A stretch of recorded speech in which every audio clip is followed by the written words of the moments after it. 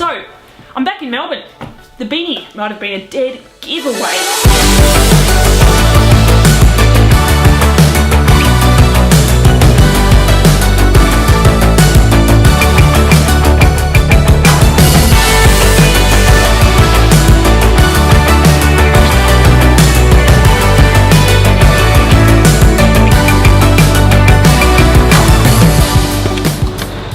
Oh shit, I knew she was coming. Welcome!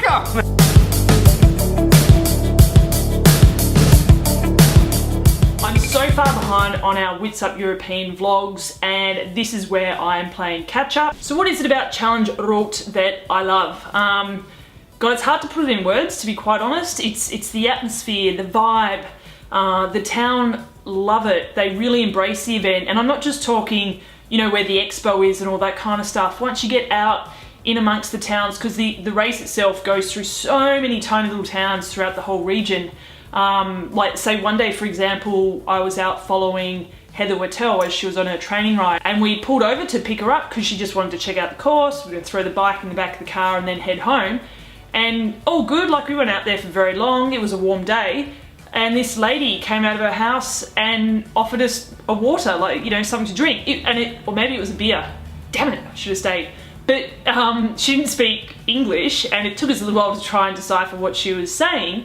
But it's just stuff like that. You know, they really embrace it. Race day itself is mental.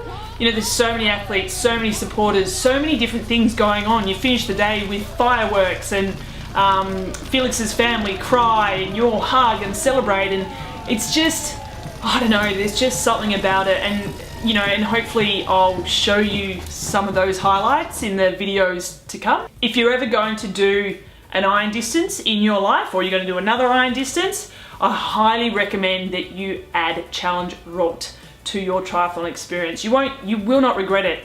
I've had the same homestay for a few years now, and actually the daughter, Santa, from the family, stayed here in my house over Christmas, January, February time.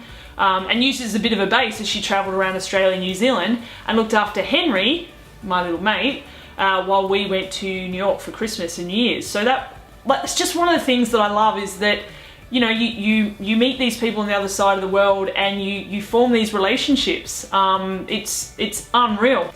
Mumsy, from the host family, actually would get up every day. She'd hear me getting up, and she would get up and then make me a coffee. Good people.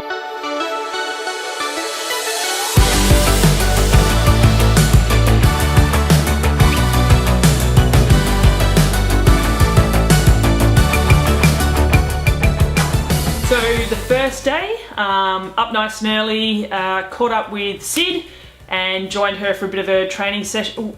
I went for a ride with her. She had to do an easy ride. And then I actually left her so she can go do efforts, went back home, got my camera and drone and all that kind of stuff, and then met her again at the end of her session so we could do a little bit of filming and stuff. And then we also caught up with Felix. And Hi, Steph. Hello, my friend. I have the pleasure to show you around a bit. Here is the entry chaos, banners, all kind of different stuff. Pardon the untidiness in the office. That's my dog Hugo. He's welcoming everybody. Hi, beautiful boy. And now it's Roth, not Roth. that's true, Roth. Roth. This is a picture of the very famous Solar Hill. This is Elke, she's the good soul of the office. That's my mom Alice and my sister Catherine. Hello. So in order to assist the athletes in where to know what to get, the volunteers on the run course that serves chicken soup will look like this.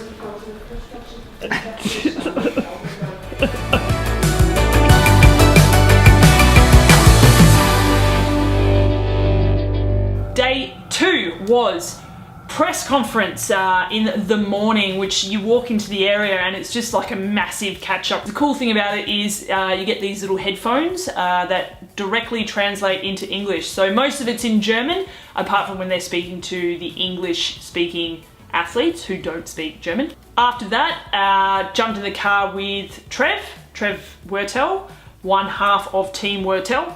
and followed Heather for a while as she checked out the back end of the bike course. Jumped in the car and flying the drone to try and follow Heather, which was actually kind of tough because she was riding too fast.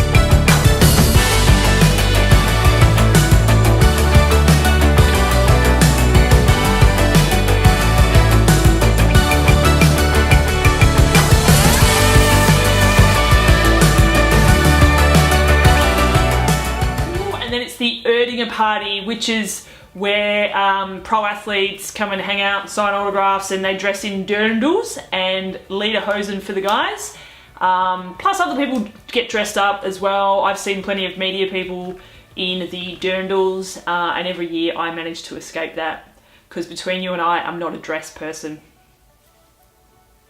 And that's also when we did our podcasting from there as well. So it was great to catch up with pretty much all the athletes by now I've caught up with, which is good because it's only Thursday. So we've still got a few more days up our sleeve. Day 3, I actually caught up with Lisa Roberts because she drove in, I think that night, Thursday night maybe, from St. Moritz. Now she was a late starter for Challenge Roth. That's one of the big differences between Challenge and Ironman. Ironman have got, I think the cutoff date before signing up to a race is 4 weeks. But with Challenge Family, you can sign up whenever you want. So it's whether they want to allow another athlete to come and race. The Collins Cup announcement, you know, I really want the Collins Cup to work, and I'm really excited to see something different and something coming in and mixing things up. I've got a few more thoughts about the Collins Cup being on the same day as Challenge Roth next year. You know, pros and cons, as with everything. But I'll leave that for another vlog, I think. But yeah, let it be known, I really want this event to work. And then of course there's the carbo party, but they call it the noodle party. So, you know, free food, why wouldn't I go?